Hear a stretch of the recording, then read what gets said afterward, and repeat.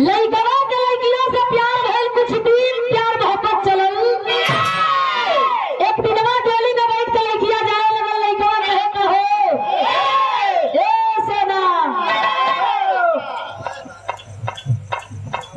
ई काम तो ठीक ना कैलू हो। प्यार हमसे या शादी दूसरा से। लइकिया कहत या कि भुला जाओ, जहिया गया तहिया गलबेदा, प्यार तो तू ही से कैली, इंतजार भी कैली, लेकिन तू लेट कैला तो का करती, तोहरे चक्कर में बुढ़िया थोड़ी होती। लड़का कहलस कि ठीक बा, अब तो तू जाते बाड़ू जा। लड़किया का बड़ा मन बा, सोचत दिया कि तनी से छू लेती है मुरिया से। छुअल चाहती है वो लड़की, लड़का के लड़का कहता don't touch me, no permission. लड़किया सोचत दे भाई कहिया से ते गलवा का चेला हो गई, अबले तो हमार प्रेमी रहल, ई कहता कि don't touch me, no permission. छोड़ा अब तो हम जाते बानी। बाकी लइकवा एगो बात कहले रहल, का कहे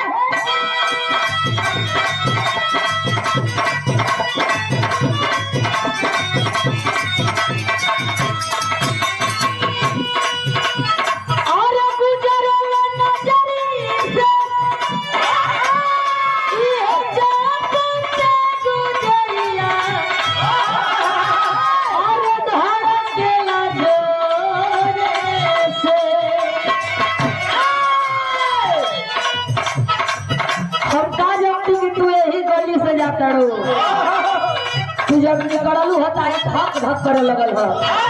कहाँ पर लइका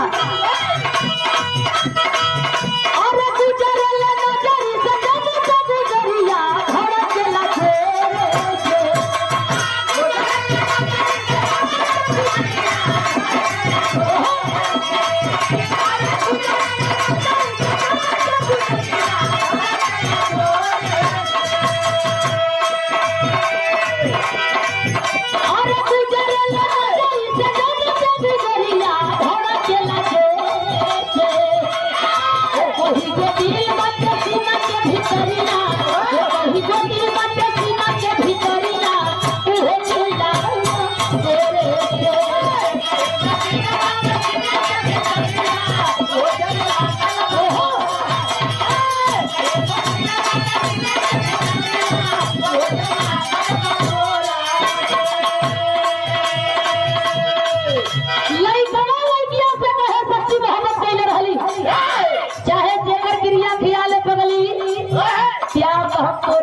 रहली, लेकिन हम का जाने कि हम तो एक मोड़ पर आ जाएंगे।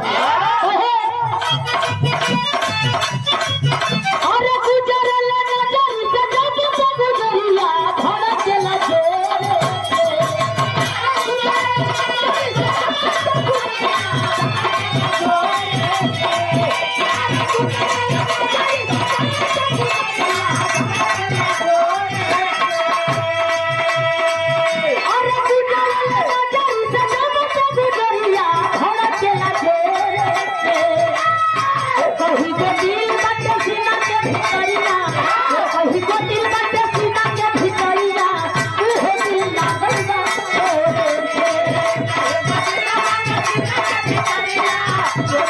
Yeah.